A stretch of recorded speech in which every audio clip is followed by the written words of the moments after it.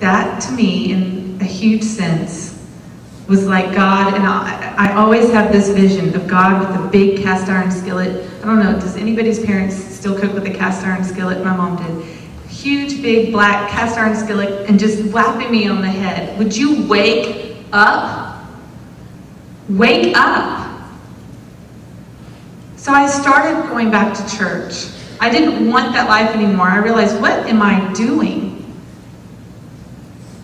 And all along, you know, God was with me throughout everything I was doing.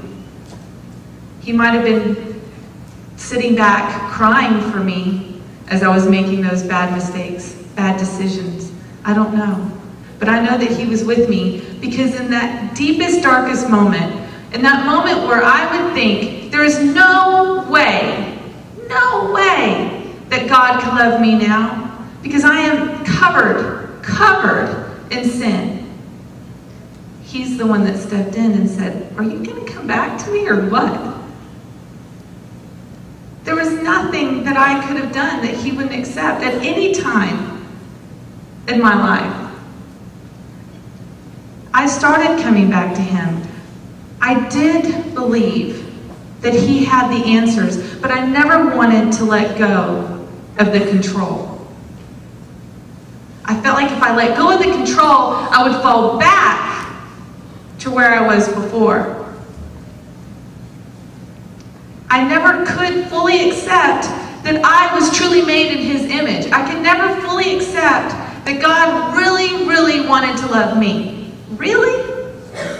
You really want to love me? I'm getting to where I'm loving you, but you're still up here. I still believe in you, but I'm not sure I believe your promises.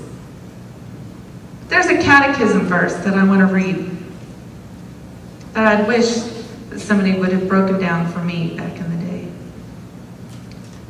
God's free initiative demands man's free response.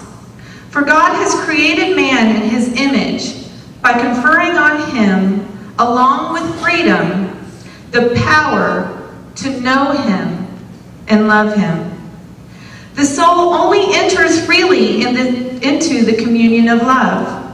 God immediately touches and directly moves the heart of man. He has placed in man a longing for truth and goodness that only He can satisfy. Free will. God gave us this gift. When He created us, He put within us the power and the freedom to love Him. In that Bible verse that I spoke about or read earlier was all about God is love.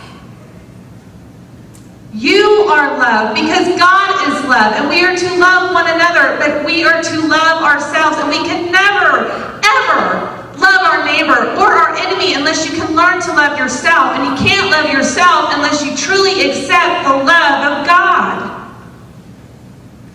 And God gave that to us, each and every person, specifically.